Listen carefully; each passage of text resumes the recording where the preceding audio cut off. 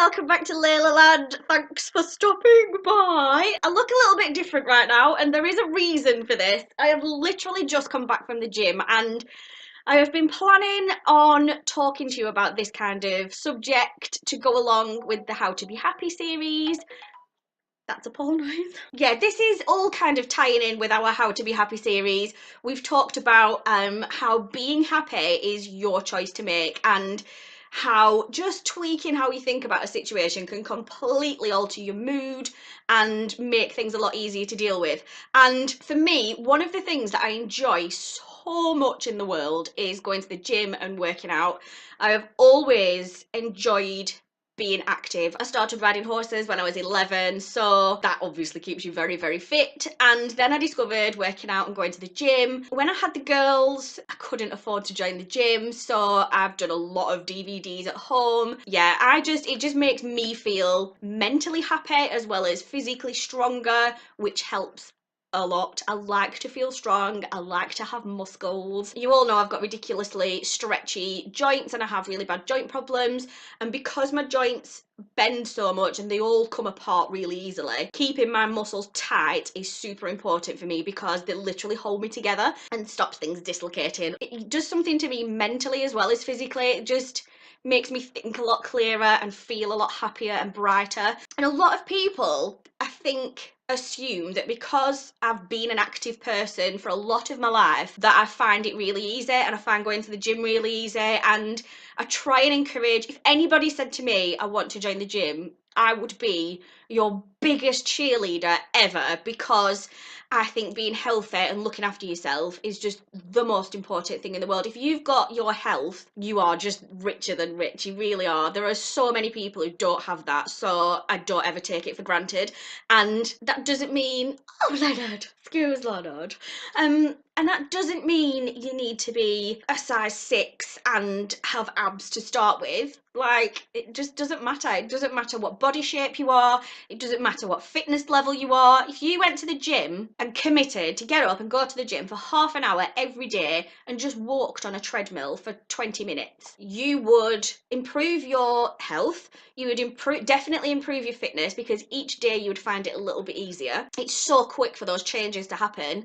But then what happens is you have committed to something, you're achieving something, and at the end of the week, you feel happy in yourself because you've achieved something and you've thought, right, okay, I did that thing I set out to do that I thought was going to be really hard, and actually it hasn't been that bad. That's fantastic. If you can go and lift loads of weights and you can do a really energetic class on your first day, then brilliant, go for it. Do that. You work as hard as you can work, and it will make you feel happy and like you will have achieved something.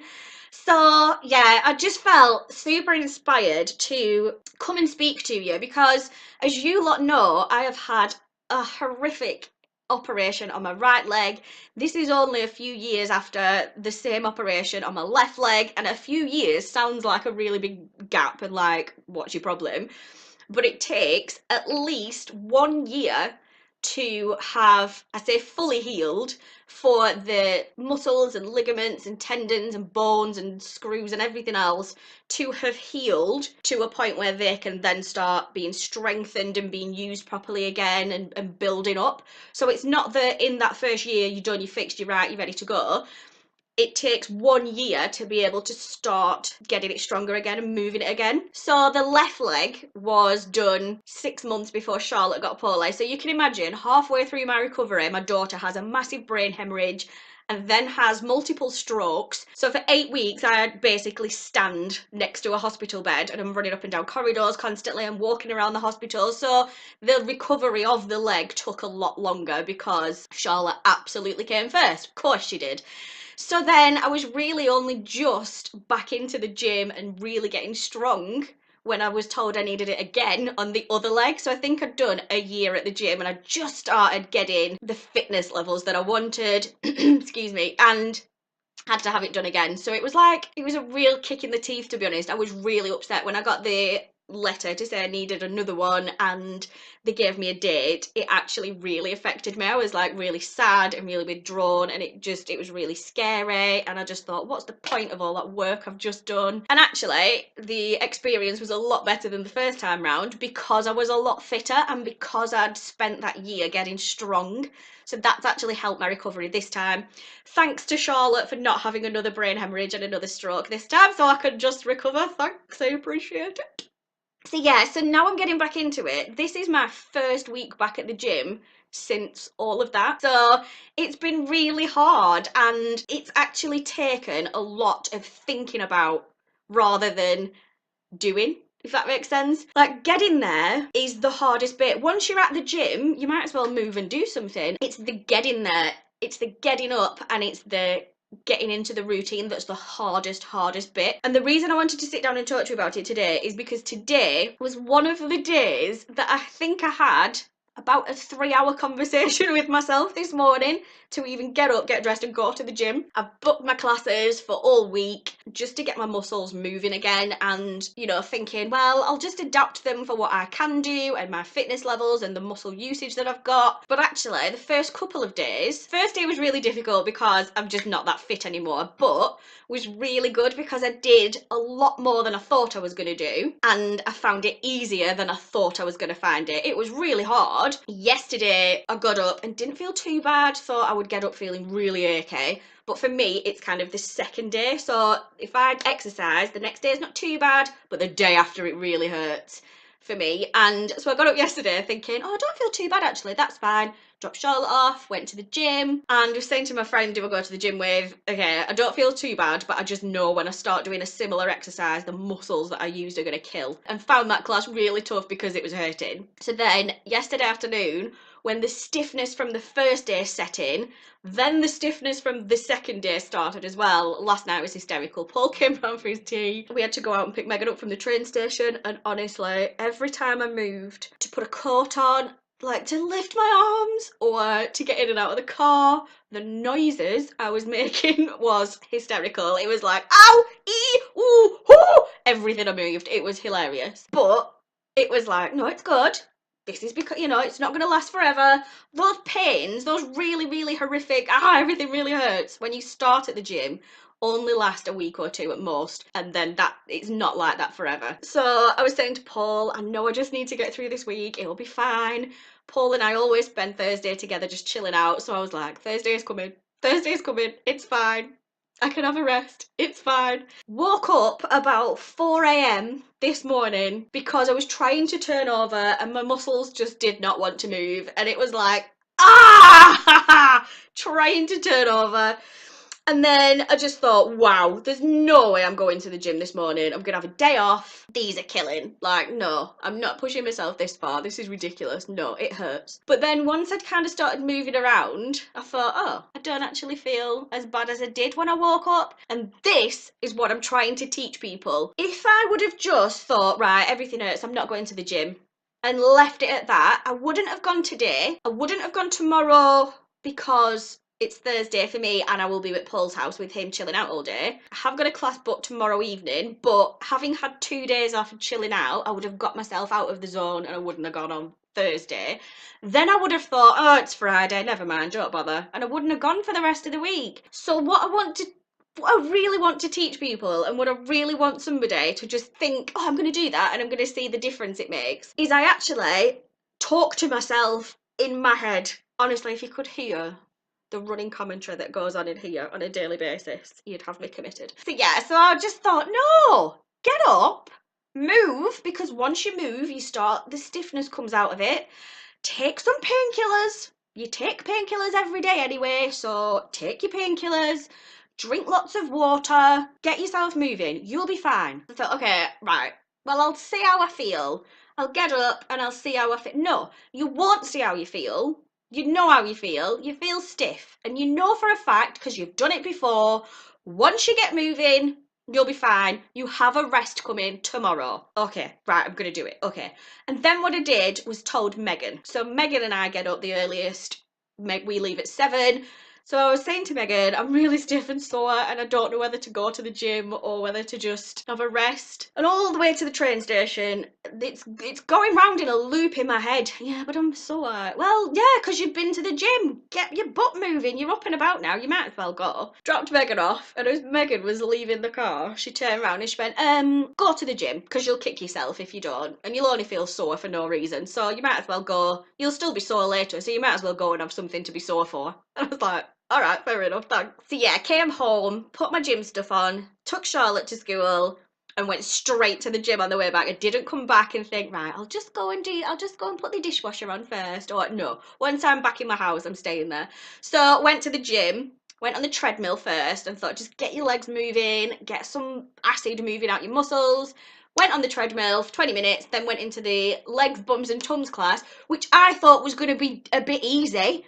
I've done circuits all flipping week and weights. So I thought, oh, a bit of a legs, bums and tums class. They never used to be that hard. Oh my God, we have just done such hard work for 45 minutes. And it was like legs wobbling, doing lunges and squats, and abs hurting to breathe in when I was doing sit-ups and crunches. And yeah, and all the way through that, my internal cheerleader was like, come on, this is where it works. When it's sore and when you think you can't go on, this is when it's doing the most to your muscles. This is when it's doing the most to your fitness levels. So come on, one more in my head. And then at the end of the class, honestly, I have just skipped out of that class, texting Paul about how proud I am of myself and how much I'm looking forward to tomorrow, and have basically legged it home and got the camera out straight away to show you how it makes me feel. And it's not just the gym, it's anything that I've been afraid of or I've been a little bit, I don't know, uncertain of. Anytime I've thought, I don't want to do that, no, I'm okay, I'll do that next time, it's fine. Every single time, without fail, I've either listened to it and not done something and always felt disappointed. Like the time I went to the Makeup Revolution party, went over to introduce myself to Adam Minto, who to me is one of my idols. He was talking to somebody, so obviously I didn't want to interrupt, but in the time it took for him to finish the conversation, I totally talked myself out of it and thought, he won't want to speak to me. Oh my God, why would you want to speak to me? No, it's fine, and I ran away. And I literally kick myself for that on a daily basis. Why did I do that? Of course he would want to speak to me. Why wouldn't he? He's a person. I'm a person. He'd invited me to the party, for God's sake. Ugh.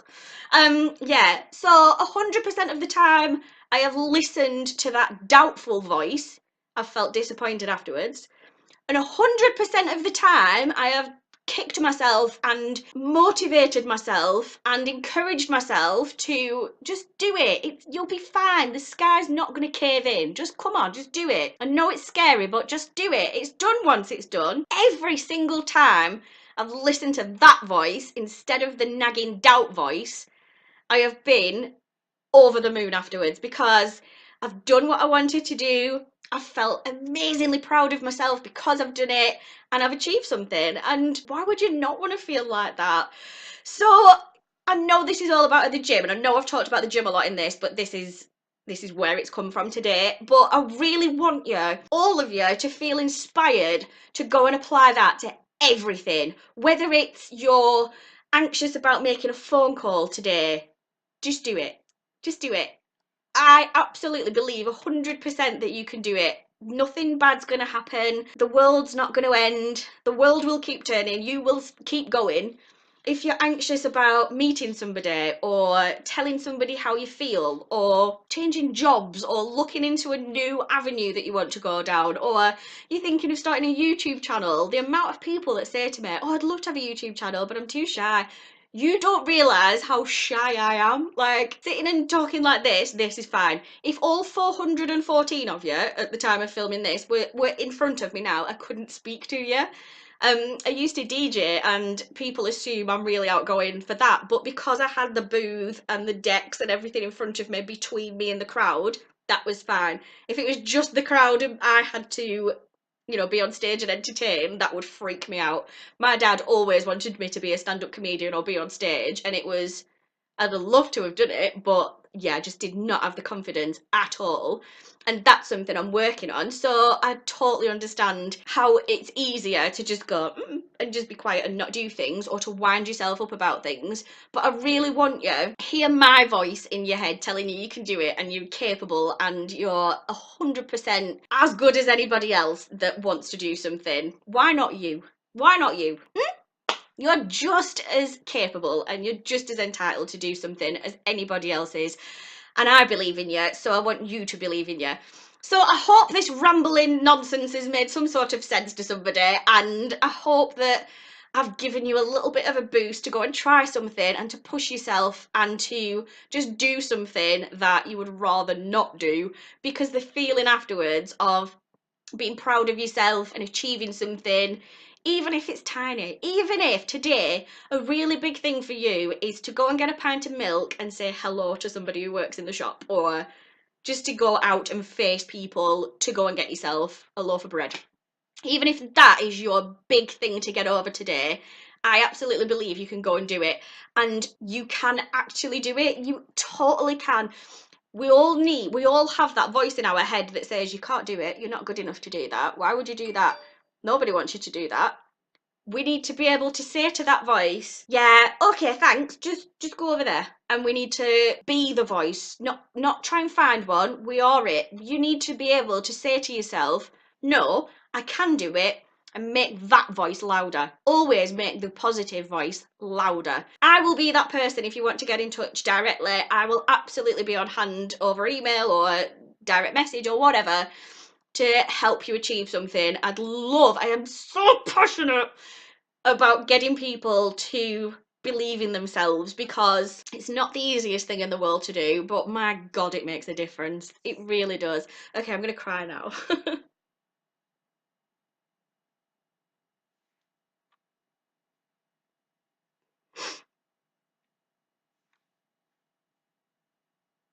Oh my God.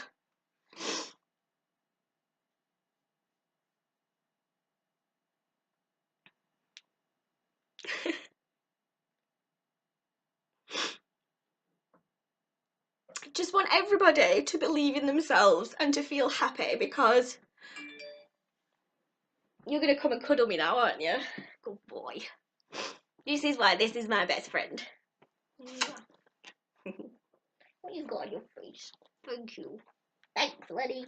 Thanks, Looney Bin. Isn't he a good dog? We can all do it. We can all achieve so much. And I hate seeing people not shine like they should be doing because somebody else has told them they can't, or somebody else has put it in their head that they're not good enough. And yeah, I feel like I'm around to tell you all you are good enough and you can do it. So go and do it. And I'm going to go and have a cry now, okay? So yeah, if you've enjoyed this one, go and give me a big thumbs up. Share it with as many people as you can. Don't forget we've got the big 1K giveaway going, where I've got a huge giveaway from Hugobox. As soon as we hit 1,000 subscribers, there is also an extra little contest running, and if you get people to subscribe, let me know that somebody has recommended you to subscribe, and the person who's got the most people to subscribe get an extra prize as well. I'm off for a shower and to film our January favourites and something about a magnetic eyelash, so keep them peeled for that. Make sure you're subscribed, hit the notification bell, give me a thumbs up, enjoy your day, go out and achieve something, and I will see you next time.